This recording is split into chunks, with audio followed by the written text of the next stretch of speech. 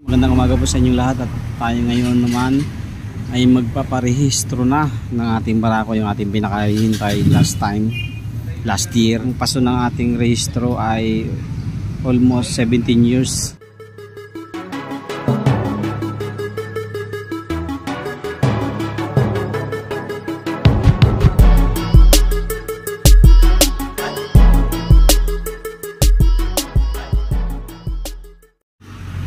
Yo, what's up mga kadwit?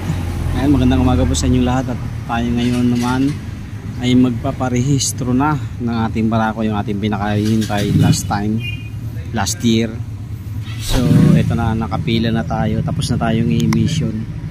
So ang paso ng ating rehistro ay almost 17 years 17 years na paso. So ngayon i-rehistro natin. Na-inquire ko na rin naman to last week sa LTO Gentry, yung bagong LTO sa Gentry. So okay pa naman yung record niya, walang kaso, at saka may record pa sa LTO. So ngayon nagpa-emission lang tayo dito sa Tansa Seven Angels Emission Testing Center. So kakatapos lang natin. Ang binayaran natin ay 1,280 kasama na yung rehistro. Ayan, emission rehistro, emission at saka insurance. Ayan. So 1,280 yung binayaran natin. So in-inquire ko sa LTO last week yung babayaran natin sa kanila, almost 600 plus lang. So kaya wala pang 2,000 yung ating magastos dito sa ating rehistro. 17 years kasi sabi sa akin sa LTO yung rehistro, yung expired na rehistro ng 2 years pataas ay same lang. Ayan. So let's see, makikita natin mamaya sa resibo. Ayan, ito na yung ating pinaparehistro. Ayan.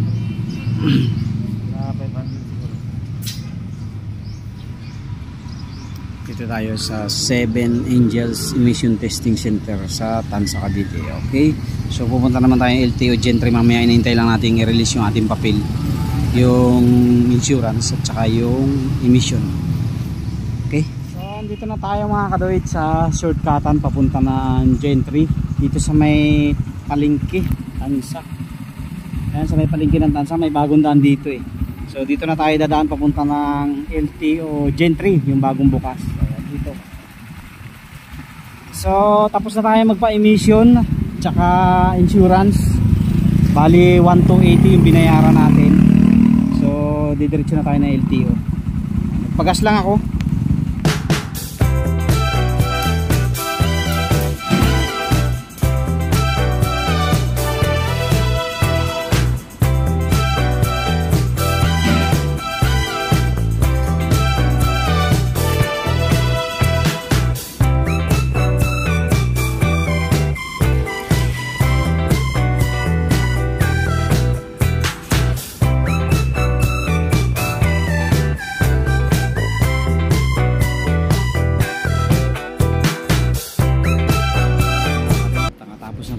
Rehistro ng ating Kawasaki Barako na almost 17 years na hindi na rehistro. Oh no!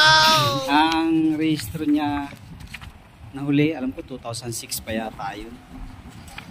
So yun nga, bago tayo nagparehistro, nag-inquire muna tayo dito. Ni-inquire natin, pinasilip natin sa system nila kung nandun pa yung files natin sa system ng LTO. So luckily naman nandun pa at naka-intact pa yung ating, nasa system pa nila yung ating rehistro. So ito na nga, pinarehistro na natin ngayon at ang ating naging gastos dun sa emission testing ay 1,280 kasama na yung kanyang insurance. Ayan, insurance, bali nagbayad pa pala ako ng 50, bali 1,330 ang binayaran ko lahat doon, 1,330. Tapos dito sa LTO ang binayaran ko lang 661.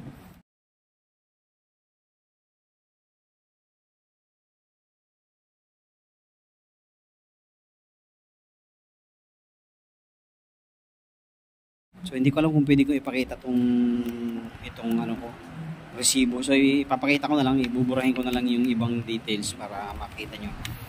So last time ay nagtatanong ako, walang makasagot sa aking tanong hanggang sa nakapanood tayo ng isang vlogger din na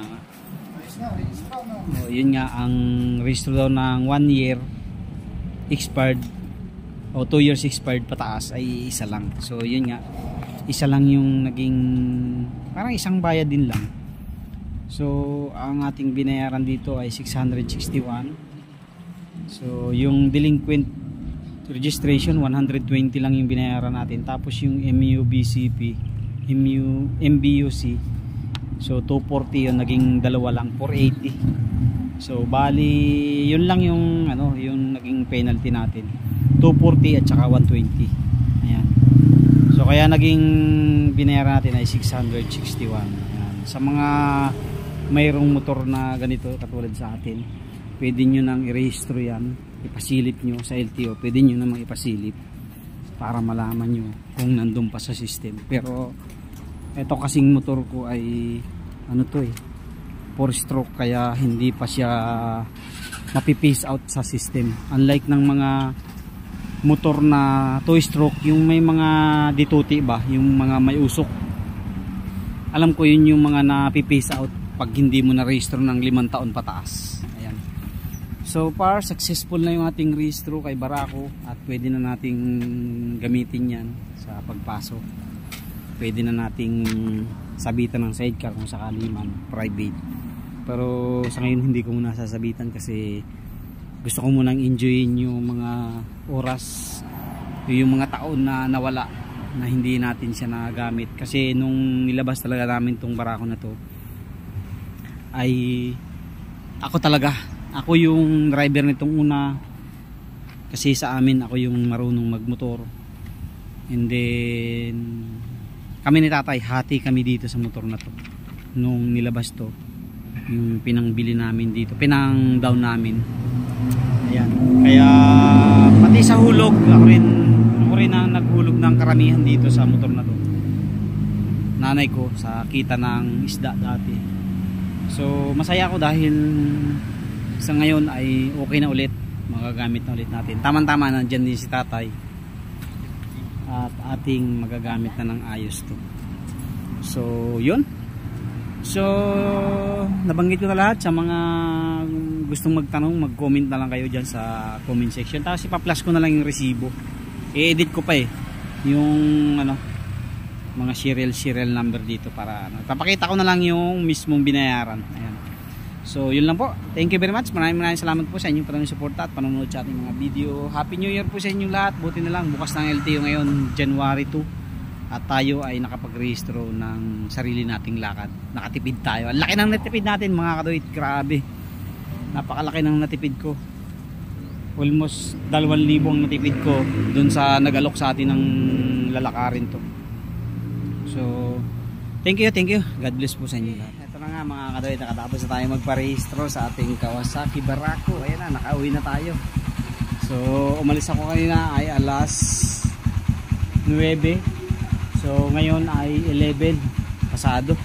So 2 hours mahigit tayo na rin ang naglakad sa LTO. So wala pang 2,000 yung ating nagastos sa rehistro natin. 17 years na expired. Ayan, ating Kawasaki Barako, kondisyon na. 1,280 at saka 670 yata po binayaran ko. 670 plus sa LTO, 1,280 sa emission saka insurance.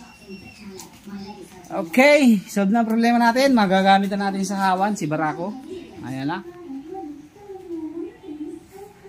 Aking tatay, masaya yan dahil siyempre tagal namin yan. Unang motor namin ni tatay yan